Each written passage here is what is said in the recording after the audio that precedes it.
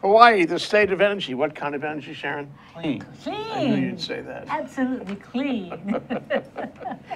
Here we are in Hawaii, the state of clean energy on a Wednesday afternoon. This is, of course, Wednesday, Energy Wednesday, with our favorite guest, Stan Osserman of HCAT, and I happen to be able to extend that name, Hawaii Center for Advanced Technology. Transportation technology. Technology. Oh, Almost. there it is. Wait. I left it right here. This is, if there's any help, okay? Sharon Moriwaki, co-host, and Ray Starling, co-host. And we are going to discuss hydrogen today because we have been remiss in our duty. We have not discussed hydrogen nearly enough. That's right. Okay, but before we do that, we have a special broadcast. Now this, or this just in. This just in. It's Ray Starling with the Nega Wa Moment. Yay, Ray! The Nega Wa Moment. Yes. Well, we have the Nega Wa Moment here every week this time, and it's sponsored by Hawaii Energy, which is the firm that actually goes out and helps people to save on energy, to stop using as much energy as they have been using. And we do that in a lot of different ways. And I've got two things I wanted to talk about this week. One is that last week we participated and sponsored, or a key sponsor of the UH Sustainability Conference. That was a huge success. Heard about that from many places. It really was, and right up front as the conference was opening, President Lasner, UH president, signed a policy statement that was a pretty serious thing for the university. It listed a number of different things in the sustainability realm that the university now has as policy for making decisions about things that they will do at the university. And number one on that list was energy. Energy. It's a big deal, and they recognize that energy, especially for a large complex like the university, can really overwhelm when you're trying to pay for the fuel. And most of the fuel that we use is still and will be for some time fossil fuel. So that was a big turning point. And I think things are going to begin to move quickly at the university to engage on these projects that have not gotten proper funding, have not gone down the road that they need to go down in order to save money. Because for every dollar that they can save, that's more dollars to help the students who are there for an education and to reduce their tuition fees. I think what's neat is that I've been at the university for too long, and they've been trying, and now that they have a policy, but it's also student-led. So it's really a positive energy force there. Absolutely, absolutely. The conference had about 200 people that were there for 2 days, and they covered everything. It was not just energy, it was all things sustainable. But we were obviously most interested in getting that policy signed, and in fact it was a paperless signing. He signed it electronically. Oh, well, perfect. It was great. In fact, it was orchestrated pretty nicely by President Lasner. The second thing I wanted to talk about, if you'll give me just a moment. Thing, though, yes. A comment on it is that the university might have done this before, but it didn't. Now we have a chance with this policy. And the university is a great laboratory because it's a contained system. You can see what you get. Absolutely. If you make a change, you'll know how successful you were. So this is a time, when the university should really get together on both ends of it, on the green side and on the efficiency side. And the second point is that we here at this table, including Stan, of course, Stan is with us in spirit, in heart.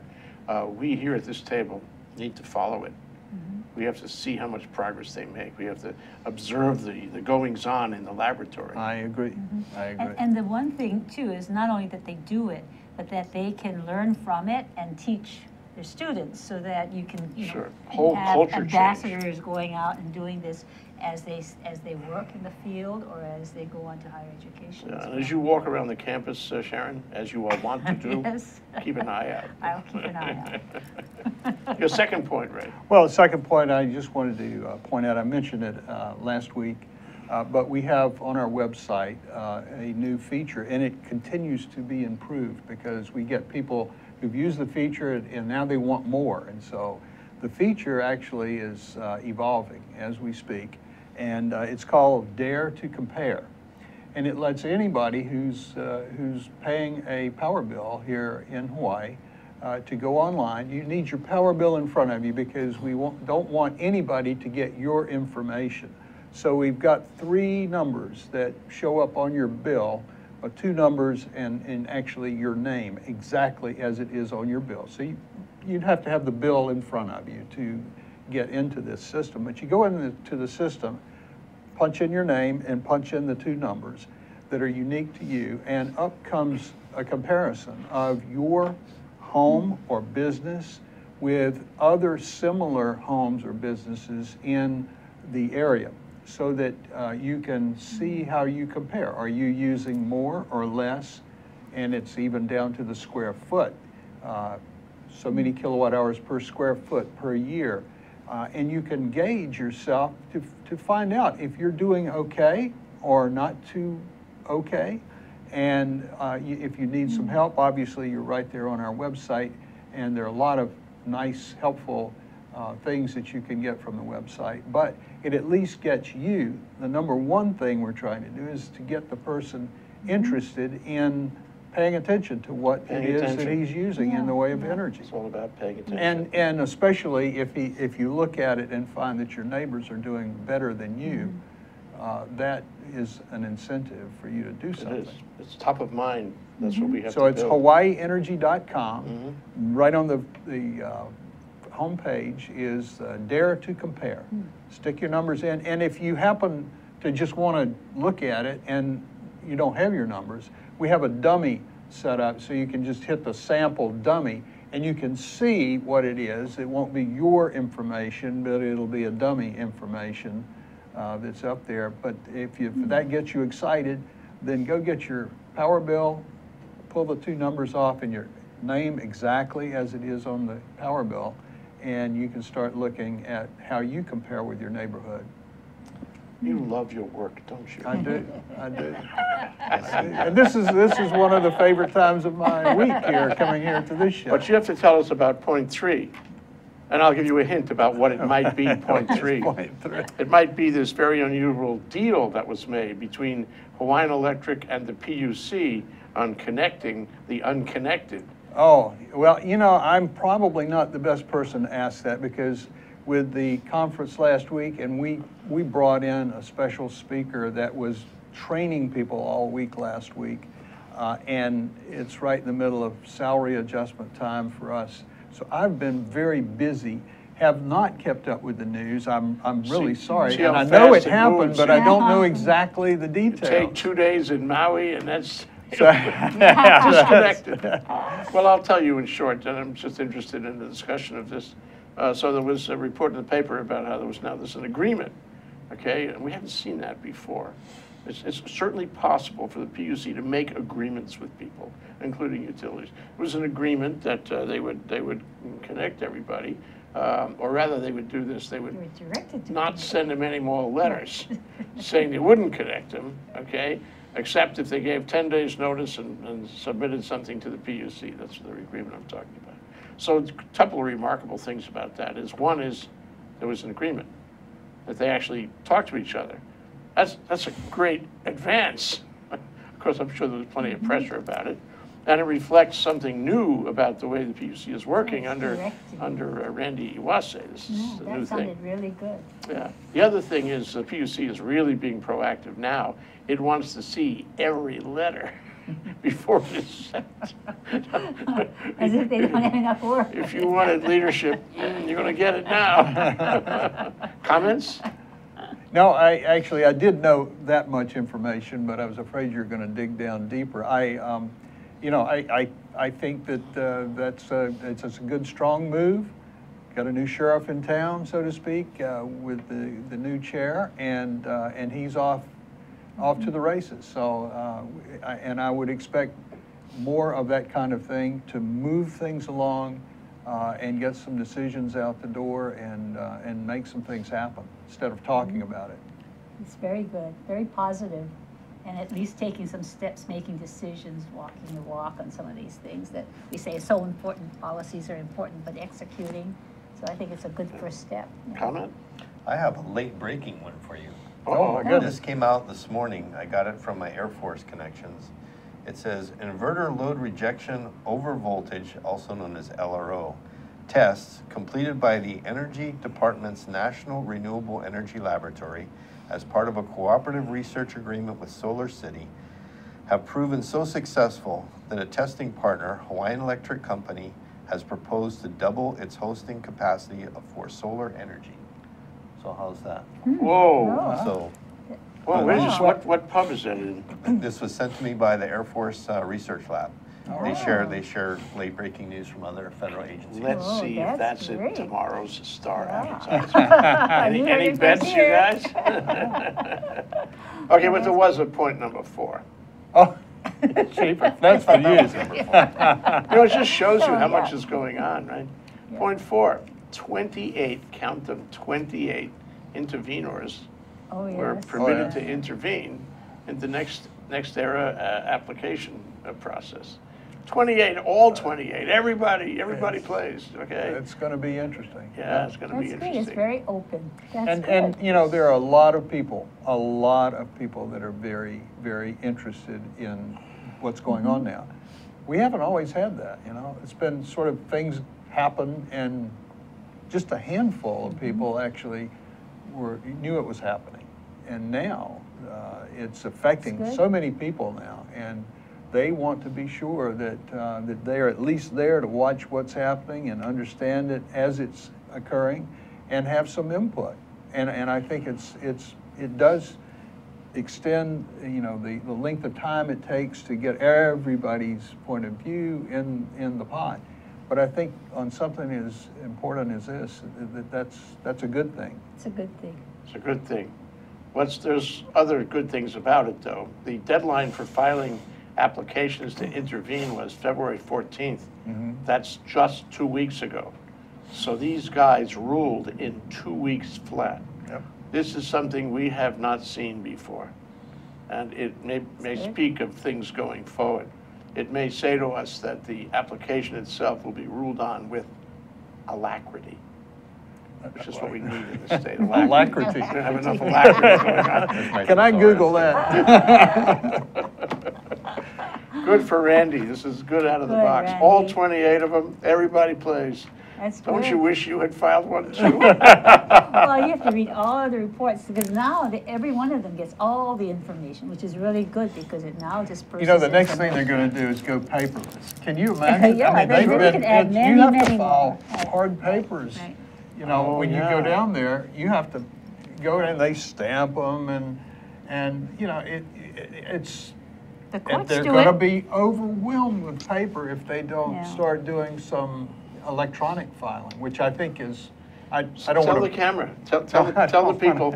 You know, the United States Federal District Court started doing this like almost The courts do 15 it. years Yeah, ago. Yeah, courts do geez, it. they're not always the first to start doing Yeah, things like yeah, that. so really, we The should be yeah. ahead of them, not behind them. Legislature right. does it. Yeah, Yeah, okay. yeah. It So, sounds like yeah. that Cole Porter song. Birds do it, bees do it, the federal Everybody courts does do it.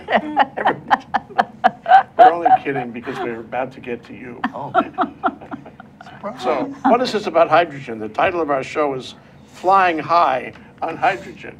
Why is that? Wait a minute, stop everything. I gotta put my cap on just for a moment. Oh, That's my Does it hydrogen. show Hey, I up? can't see Yeah, your yeah, head yeah, anymore, yeah, it's yeah. It's green. visible. It works, even with the background. So what's the news? No, there's a lot going on in hydrogen. In fact, I was just talking to some folks up at HTDC in Manoa about how much momentum there is in the hydrogen side this year between the legislature, the Air Force, the counties, the private sector, and even the not-for-profits. there just seems to be a big surge of activity.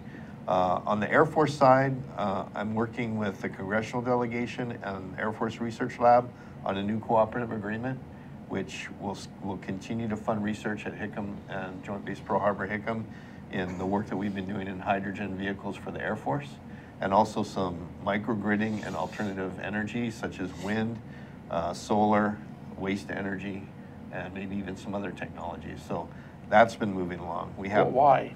Why? Why now? Why now? Because there was some change in leadership in the Pentagon in the installation energy side. And the Air Force has been focusing a lot of their time in the energy world on aviation fuel. Mm-hmm. And they've finally, I think, realized that unless you change the entire civilian infrastructure, who makes airplanes and flies with United Airlines and all the other airlines, and the folks that provide the fuel, you're still 20 years away from a solution. But the research that we've been doing gives them some logistic solutions to save aviation fuel. In other words, if I can change to hybrid drivetrains for the equipment and reduce the amount of pieces of equipment that the Air Force ships overseas, it saves aviation fuel. They're not flying as many C-17s or C-5s downrange with equipment. So we're trying to save more on Ray Starling's line, show some efficiencies, because that's where you start first. You always, in this business, you start with efficiencies first. Then you take the technology and leverage it after you've done the efficiencies to get the max out of it. Did you know he was going to say that? No, I didn't. Because, you know, I've been meaning to say from your lips to God's ears, you know. But then there's Ray. But then there's Ray. Which role was I playing? So This makes me want to take a break, honestly. You're exhausted already? I'm just getting started. We know. Stan Osserman, HCAT, the Hawaii Center for Advanced Transportation Technologies. Okay, and Sharon Moriwaki and Ray Starling are talking about flying high on hydrogen. There must be hydrogen in the room today. I think so. Here on Hawaii, the state of energy. What kind of energy? Clean. Thank you. We'll be right back. Aloha, I'm Keli'i Akina, president of the Grassroot Institute and host on Ehana Kako, a weekly program on the ThinkTech Hawaii broadcast network. Ehana Kako means let's work together. Think of the sad alternative, let's not work together. Here in Hawaii, with all of our diversity and the richness of the people, it's important for us to come together around issues on the basis of what's right and what's good and what's going to serve the common good. And that's what we try to do at Ehana Kako. Every week we interview movers and shakers, people in government, business, and other sectors of society to talk about how to create together a better government, economy, a better world here in Hawaii that can bless the rest of the world. I thank you for your attention to ThinkTech Hawaii, and we look forward to seeing you every Monday, 2 to 3 p.m. on the ThinkTech Hawaii Broadcast Network. We're Ehana Kako, and we wish you well. Aloha. Okay, we're back. We're live. We're here with Stan Osserman of HCAT and Sharon Moriwaki and Ray Starling of the Hawaii Energy Policy Forum and Hawaii Energy, respectively. We're here on Hawaii, the state of clean energy, flying high on hydrogen, and we have a little movie. And Stan, if you could just describe what this movie is and then tell us what it's doing. Okay, well, as you know, Jay, I work for the state of Hawaii. I don't have a huge budget. If I did, I'd be doing great productions like you do. But in the private sector, in the commercial world, some of the auto manufacturers have done some great things. And Toyota is one that's kind of stepped out and done a lot of great production videos on their technology. And they're one of the leaders in the transportation sector on hydrogen technology. So this is basically a 4-minute video that's, and there's no sound with it, so I'll kind of talk through it. But this is the brand new Mirai. The Mirai is Japanese for the future, and that's the president, I believe, of Toyota. It's a nice little car. It's been designed from the ground up as a fuel cell vehicle. There it is. That's how the hydrogen goes into 2 storage tanks, and what you get out of the tailpipe, of course, from a fuel cell is pure water. So Toyota's invested, from what I understand, $2.2 billion and 19 years developing their technology. And they've tested it in deserts, they've tested it in frozen climates, they've tested it in every place they could to make sure the technology is sound in every condition. And Toyota stepped out and said, look, we're not just doing this for money, because in fact, they're probably losing money building these cars at the low rate that they are for a few years, but they've made a commitment to the world and the environment to move forward in this clean technology. So basically, as I've explained to your audience before, you can make hydrogen a lot of different ways, but the cleanest way, to go with Sharon's clean energy, is make it from electrolysis and renewable energy. So if we can make hydrogen for these vehicles with clean energy, we can put in these vehicles, and the only byproduct is water. One of the cool things about this car, and it's emphasized here in this portion of the video, is how well the car performs, because with the fuel cell in it, they've lowered the center of gravity on the vehicle, and it actually is a very responsive vehicle to drive. And like I say, they've tested it in deserts, and they've tested it in the snow and ice, and they've got 19 years, almost 2 decades of working this technology. So it's that vehicle behind Mr. Toyota is actually in production. They're only making about 3 a day now, but they want to ramp up that production. You saw in that last clip that the lady was refueling it at the station. I've actually been to that station in California, and this is the future. It's what's coming. It's not here like right this minute, but if you're going to be at the Hawaii Auto Show this month, that vehicle will be there. They're going to have that there thanks to Surfco and the folks that work with Dave Rolfe at the Hawaii Auto Dealers Association. It took a lot of effort to get the vehicle here. But it's a beautiful vehicle. And when I was in California, I got to see the vehicle up close in December. I got to drive the Honda fuel cell vehicle. I got to drive the Hyundai fuel cell vehicle and the Mercedes fuel cell vehicle, as well as another Toyota, I think it's a 4Runner, one of their SUV type vehicles that they've been using for a few years. And the technology is amazing. It's clean. It's very fun to drive. In fact, I think most people look at fuel cell or fuel cell electric vehicles and electric vehicles as kind of, an advanced golf cart, kind of, almost a negative connotation. But when you actually drive these vehicles, they're amazingly responsive. They have a lot of pep, Absolutely. a lot of get up and go. And if you've ever tried to race a Tesla, I'm telling you, you're in for an eye opener, because I have a little Mini Cooper, and a Tesla thought I was racing him one day, and he took off and watered my eyes. I mean, I couldn't believe how fast that car went. So this technology is not just a golf cart, advanced a little bit. It's a really well-tuned, well-defined piece of technology that I think folks are going to be really impressed with and want to get into. Okay, So cross-examination. what is the range? That's what I was going to The range on that vehicle there is around 300 miles, a little over Really? 300 Wow. miles. That'll work. And they're saying that they can refuel in around 3 minutes. Really? So as opposed to plugging in and Whoa. charging, and that's really the advantage to that technology. It's not that this will replace battery plug-in vehicles, but battery plug-in vehicles still have a little bit of range anxiety attached to them. And when you're really busy, even if you lived in town and you had a plug-in electric car, if it was your only transportation, you still might feel like, oh shoot, I didn't have a chance to charge up, and now I've got to go 40 miles, and what if I run out of juice by the time I get home? The fuel cell kind of takes that all out of the picture. So Wow. if you're going to have more than one vehicle, a plug-in electric would be great in town if you have another vehicle that can kind of cover you. But the fuel cell, it's just like a regular car that you have now.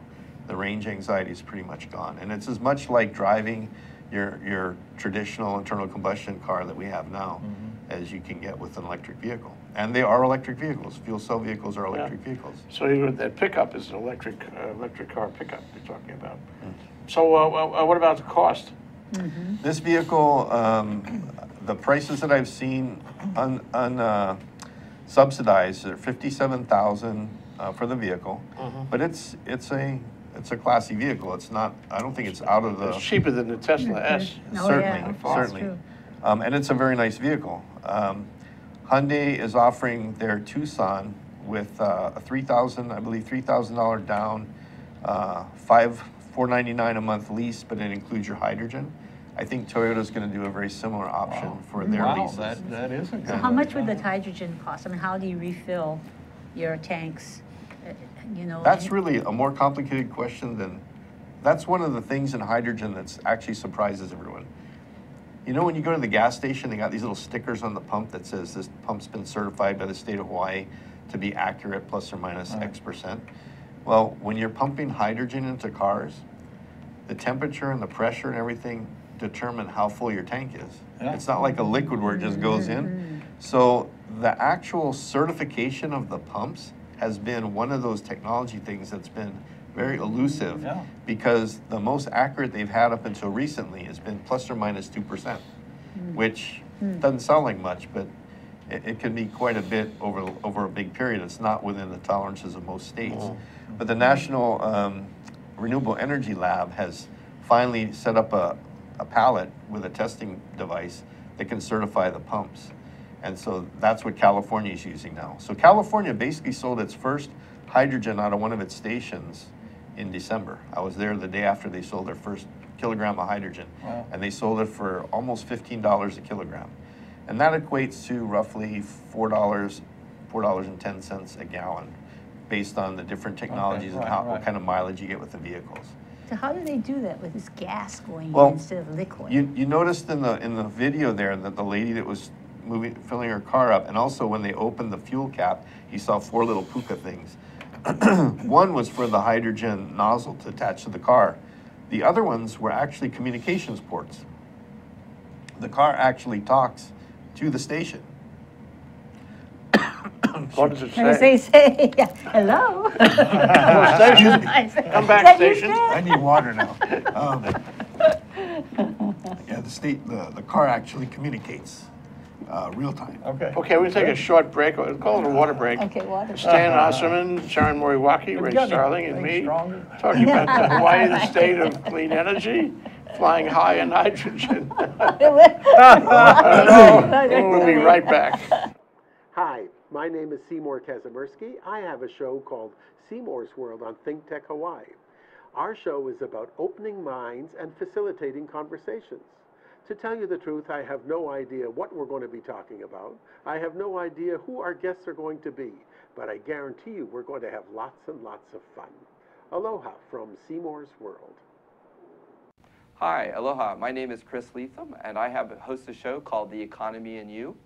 The show plays every Wednesday at noon, and on my show, I bring on guests who are interested or working in the technology space. And so I'd like you to come and watch the show and learn with me about all the sort of exciting things that we're doing in Hawaii to build and grow our economy ecosystem. So I'd like to say aloha, and I look forward to seeing you on the show. Thank you. Okay, we're back, we're live, and we're in a quandary. we don't know when to buy this. Okay. What do we do, Stan? Yeah. So let me tell you what we've been doing, we, the collective hydrogen lovers of Hawaii, have been doing behind the scenes. We've been wooing Servco and Toyota to start bringing their vehicles in. We've been trying to woo Hyundai and Honda to bring their vehicles in. And Toyota's been the first one that said, yeah, we'll bring it to the show and we'll show it. And we're trying to get them to commit to actually sell the vehicles here following California. In the car show coming up in a few weeks, that one. They're gonna be able to see it there, but actually bring them into Hawaii to sell within the next year or so. Those vehicles that you saw in the video are gonna go on sale in California this year. The ones that they're producing in Japan now are being sold in Japan only. Well, I guess this means that Hickam Air Force Base is going to have a lot of traffic that it didn't have before, because it's the only place with a hydrogen tank. Right. Well, Yeah, you have to right get now those Servco stations. is looking at building their own hydrogen production. Ah, And I don't think they want to get into the hydrogen selling business, but they understand, just like the rest of the folks that start anything new, you kind of got to get it going. They also know that they're going to need hydrogen at their station, at their maintenance areas, to purge the tanks on cars that come in for maintenance and things like that. So they're going to have some hydrogen, internal hydrogen production capacity. So they're looking at standing up some of their own facilities to provide the initial hydrogen. so if I buy the car, I really like, it's all going to lease anyway, isn't it? And, I mean, everything, As it's long all as these there are ads, tax it's all credits. leased now. Yeah, they have to have available. tax credits You too, got tax right? credits We and should talk the about lease, that. yeah, the Yeah. lease works well. Yeah, so, well, just before we get to tax credits, we should get to that.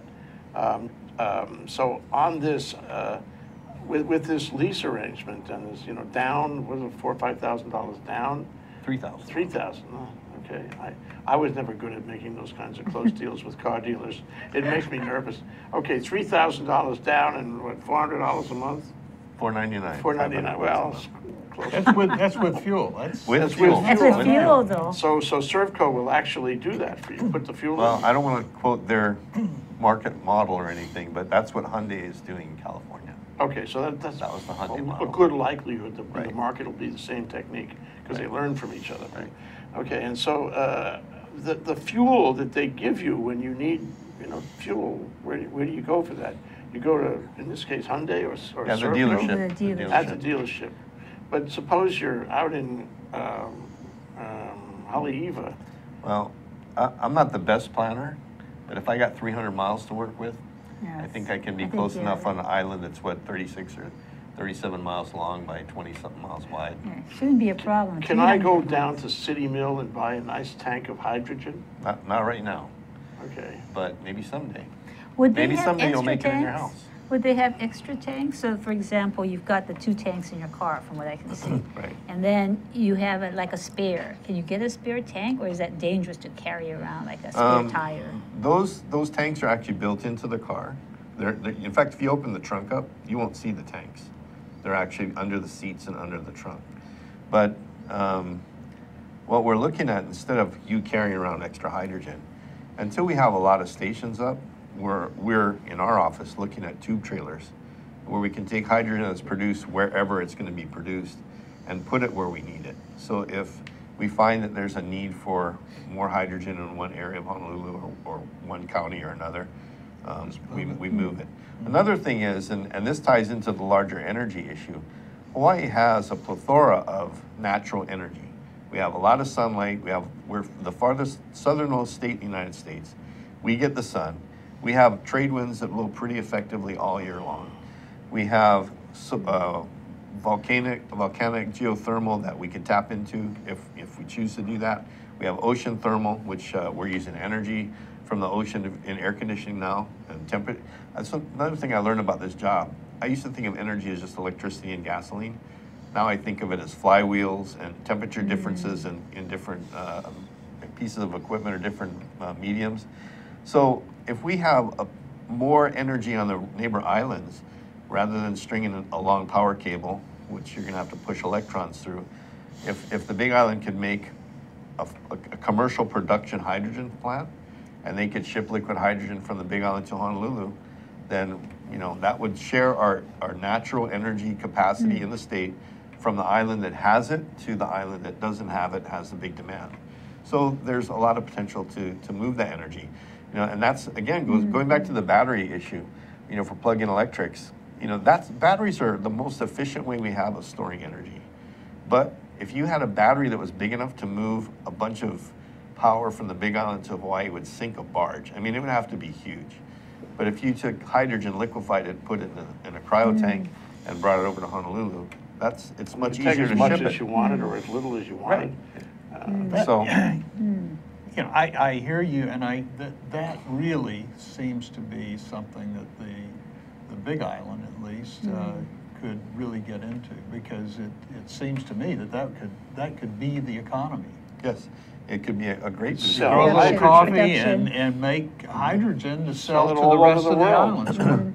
What could be better than that? And I know that I just talked to Paul Pontio from Blue Planet Foundation this morning, and they're looking at some options to use the waste from the hotels on Waikoloa and the Kona Coast to put into an anaerobic digester and make hydrogen or make electricity. So that's, aside from our other renewable sources, we have converting our garbage like H-Power, except even more efficiently and cleaner, into the energy that we need. Doesn't Hank Rogers have a hydrogen generator over there? I think. Yes, he does. It's got an odd name, oxidizer, breathalyzer, something. It's an electrolyzer. Electrolyzer. But that's expensive business. That's a $100,000 machine. Well, it is now, because it's not mass produced. Yeah. I think everything The price will come down when it starts being Well, used by a lot of Let me tell you what's people. interesting about that, being that you brought it up, Jay. We bring everything up, Stan. The electrolyzer that Hank Rogers has on his property costs about $120,000-ish, maybe a little bit more. That scale. The company that makes his electrolyzer anyway makes a standalone electrolyzer, storage, dispensing for $85,000. Does 2 kilograms a day, stores about 6 kilograms, and produces what we call low bar, 350 bar, 5,000 PSI pressure hydrogen that you could have in your carport if you wanted. It's $85,000. Is that cheap? No. But it means if you have PV on your roof and you had a hydrogen car, you wouldn't need You electricity. never from pay anywhere. for the Right. transportation. Right. We're talking Transportation or electricity for your house. So Have it's you- almost, why do you make the point about those numbers? Because He paid- my electrolyzer at Hickam is over $1 million. It was I'm the not getting size, one of those. but the No. So you could capacity. have one for a Yeah. residence that Yeah, was. small. My not point is that the 100,000. technology is Can you do it for improving. $3,000 down and? I would say someday soon, because the company that did this, when you talk to the president of the company, Chris McWhinney, he said, we say, how did you get your electrolyzer down so cheap compared to the other guys? He goes, well, it's not just the building of the electrolyzer that's cheaper, it's actually uses less energy to make the hydrogen. We use normally 65 kilowatt hours per kilogram as a formula for how much energy it takes to make hydrogen. He claims that if you only compress to the 5,000 PSI, he's got it down to 45 cents a kilowatt hour. Now, I wouldn't want to hold him to that, and I wouldn't want to advertise that number, but when you start getting down to that price for hydrogen, you're getting very competitive, and there's no subsidies on hydrogen right now. So it's the compression that really adds to the cost. Exactly. In fact, when people ask me, like for that Toyota vehicle, they actually pressurize their tanks to 10,000 PSI. Okay. And That's people a go, lot of wow, pre- that's a lot of that's a pressure. lot of pressure. Aren't you worried about the safety? And I go, no, I've actually worked with the technology long enough that I'm very comfortable with the safety. The problem that I have with 10,000 PSI is it takes a lot more energy to compress it to 10,000 PSI if you're using a compressor and a pump to get it there. And that's what's partially contributing to the cost and making it non-competitive. Operational, yeah. So the cars, unless they find a metal hydride type of storage or some other method of storing in the vehicles that helps you do it without pressurizing so high, it's hard to get a tank into the car that's big enough to hold the hydrogen but not fill up the trunk and be lower pressure where you don't have to compress it with such energy. So what are the tanks like for the cars then? How much? The What's tanks, the the PSI for cars, that? Or do they're they- 10,000 PSI. They are 10,000. And the car holds between 4 and 5 kilograms as a rough average between all the vehicles. And like you saw in the Toyota video, they have 2 separate tanks. They're aluminum composite tanks, so they're aluminum alloy tanks in the center that have about maybe 3/8 to a 1/2 inch aluminum. And then they have a carbon fiber and a composite wrap around them that's another 1/2 inch. And those tanks are rated at 25,000 PSI, and they're certified. They're also, from the safety side, the tanks have valves on them that in an impact, they shut the tank off. And if the car happens to be in a fire, say for example, the car was in an accident with a big truck that had fuel, and now the car's engulfed in flames, there's another thing in the valve where if the tank overheats, it vents it. It just lets the hydrogen out, so it doesn't. And then it Doesn't cause them- goes doesn't right ignite. up, and Right, it's not dangerous. And it'll catch on fire. The tank will, wherever it's venting the hydrogen from, a flame will come out of it. But hydrogen is very directional. It doesn't radiate heat like other fuels do. So the firemen, when we show them what hydrogen is like, what it's like to fight a fire, they'll come up to the scene and they'll take a thermal imager and look to see how big the fire is. And if they see the thing on fire, most likely they're just going to let it burn because they know it's going to run out. When it runs out, not a problem. And if it's not on fire and it's not burning, they're just going to let it run out anyway because it's going to turn into water in the atmosphere, and they don't have to take their hose and hose down the street from all the gasoline and everything. Public policy question, should we go back to a state tax credit in order to incentivize this car as the, I'm sorry about this, Sharon, but the car that succeeds the pure electric? Him too. We both have leaves. They're going to be partners. Hydrogen and Okay. plug-in are partners. Okay, maybe So- you can get a little converter thing that where you convert your electric car into Yeah, a hydrogen right, car. that's the next step. Well, remember when I first came on your show, you said how disappointed you were with how far we've gotten with hydrogen. I think a lot of people are frustrated. And I told you, yeah, but the hybrid electric vehicles, I'm happy with that.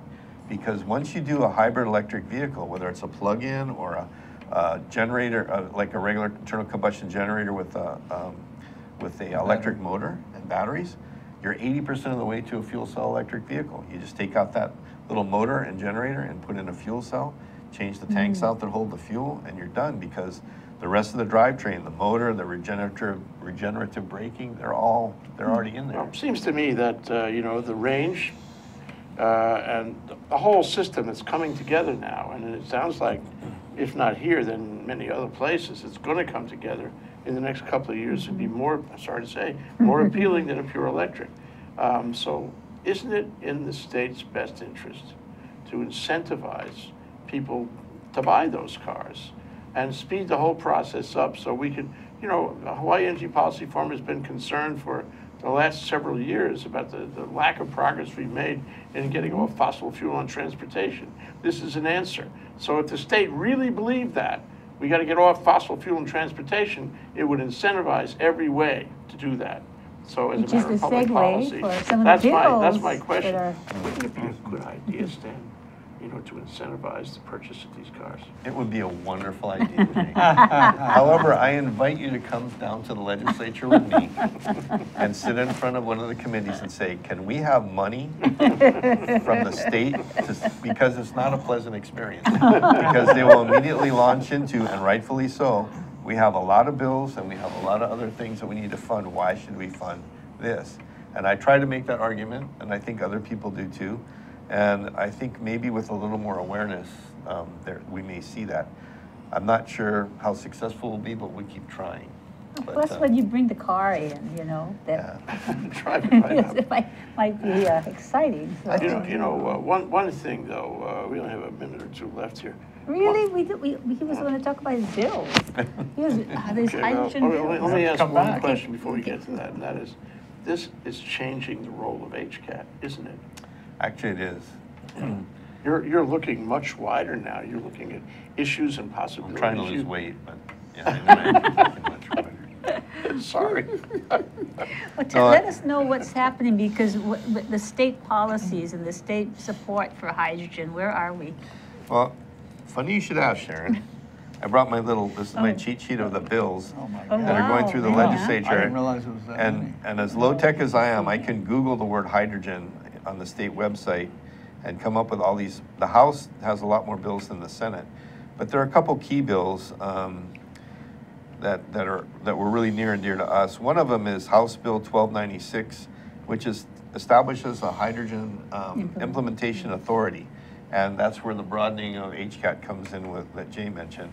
They're looking at focusing the effort on my part to coordinate with the private sector, the not-for-profit, the public sector, the counties, the state, to kind of synergize all the efforts towards That's hydrogen good. infrastructure. And so that's a really good bill.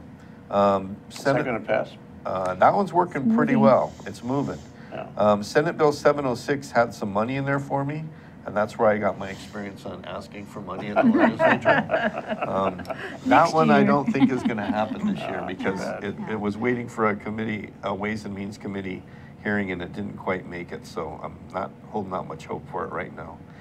But there are a lot of bills, some for renewable tax credit, renewable fuels production tax credits, exemption, 3.5-year exemption from GET for electric vehicles.